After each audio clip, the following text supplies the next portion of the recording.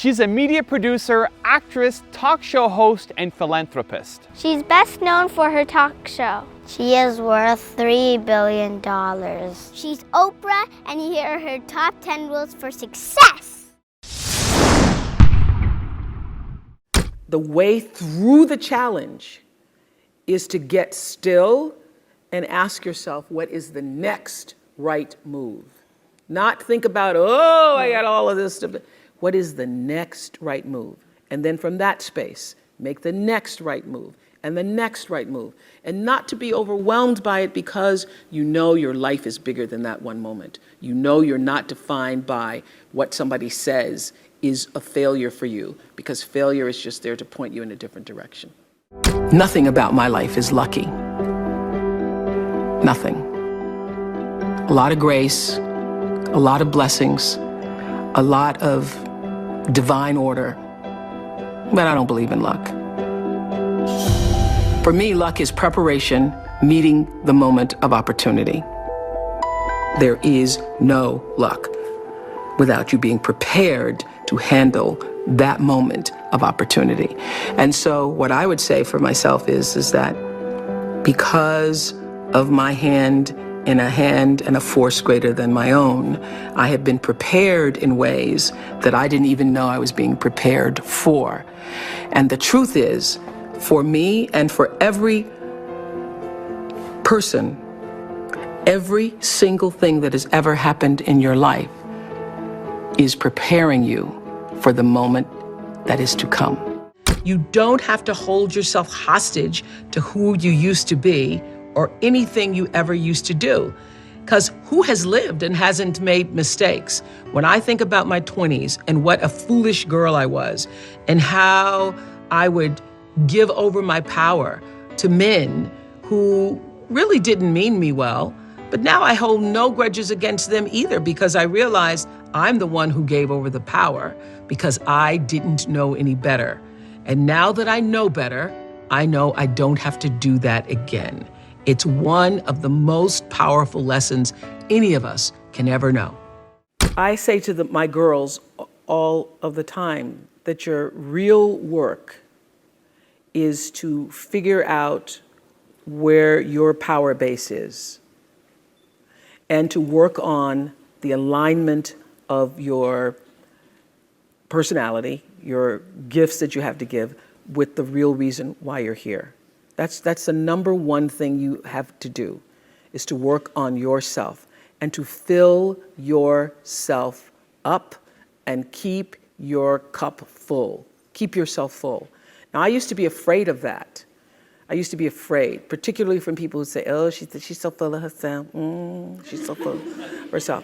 And now I embrace it. I consider it a compliment that I am full of myself.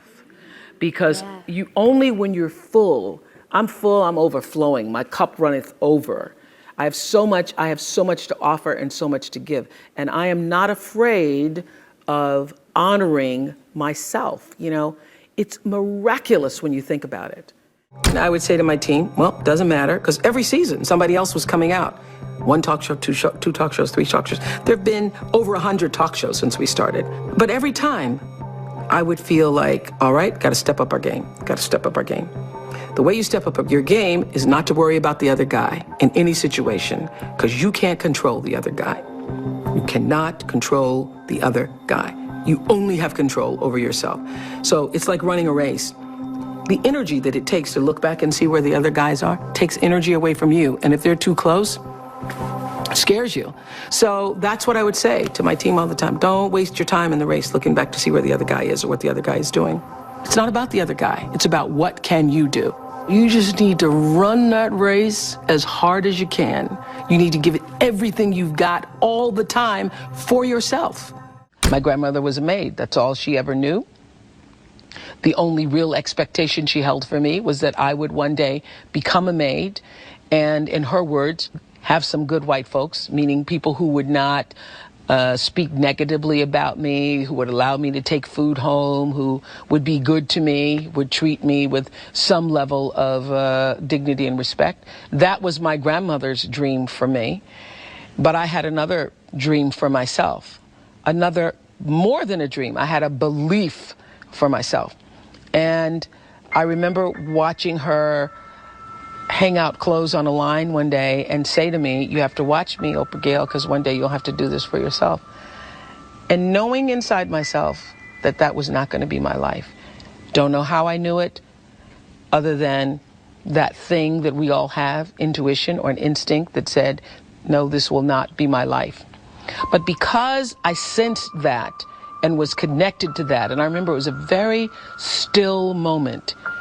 It was quiet, and I was still, and I was watching her. I could see her right now with the clothespins in her mouth and putting them on the line and seeing the breath, because it was cold, the moisture coming from her lips.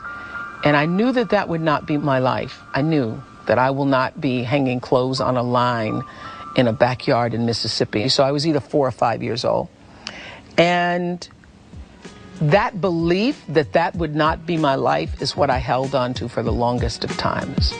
I just, no matter what, believed that there was something bigger, greater, more for me. I always understood that there really was no difference between me and the audience. At times I might have had better shoes, but at the core of what really matters, that we are the same. And you know how I know that?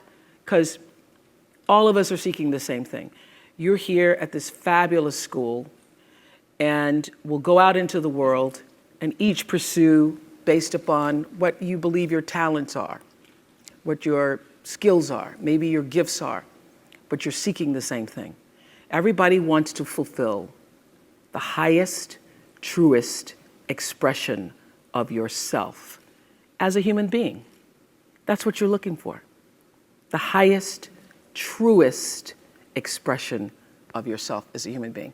And because I understand that if you're working in a bakery and that's where you want to be, and that may be what you've always wanted to do, is to bake pies for people or bake cakes for people or to offer your gift, then that's for you. And there's no difference between you and me, except that's your platform. That's your show every day. So my understanding of that has allowed me to reach everyone. To reach everyone. And there's no way that you wouldn't, because that's what I truly feel. A lot of people don't know their purpose. And if you don't know your purpose, your immediate goal is to figure that out, because otherwise you're just wandering around here. So the moment you can figure out what it is you're supposed to be doing, the sooner you are able to get about the business of doing that. My life is fueled by my being, and the being fuels the doing. So I come from a centered place. I come from a focused place. I come from compassion. It's just my nature. I come from a willingness to understand and to be understood. Right. And I come from wanting to connect. I mean, the secret of that show for 25 years is that people could see themselves in me. All over the world, they could see themselves in me. And even as I became more and more financially successful, which was a big surprise to me, I was like, oh my God, this is so exciting. You mean you got more than that 30,000? I got more than 30,000 by the time I was 30. But what I realized is, through the whole process, because I'm grounded in my own self, that although I could have more shoes, my feet stayed on the ground, although I was wearing better shoes. These are kind of cute today, too. So I could keep my feet on the ground, even though I could get more shoes. And I could understand that it really was because I was grounded. Was doing and continue to this day to do the consciousness work. I work at staying awake. Dear beautiful brown-skinned girl. And I use the word beautiful because I know that's never a word you would call yourself. I look into your eyes and I see the light and hope of myself. In this photo, you're just about to turn 20, posing outside the television station where you were recently hired as a reporter. You look calm. You look happy. But I know how scared you are. If I could say anything to you, it would be, relax. It's gonna be okay, girl. Thank you guys so much for watching. I made this video because Valerie Brown asked me to. So if there's a famous entrepreneur that you want me to profile next, leave it in the comments below. I'll see what I can do.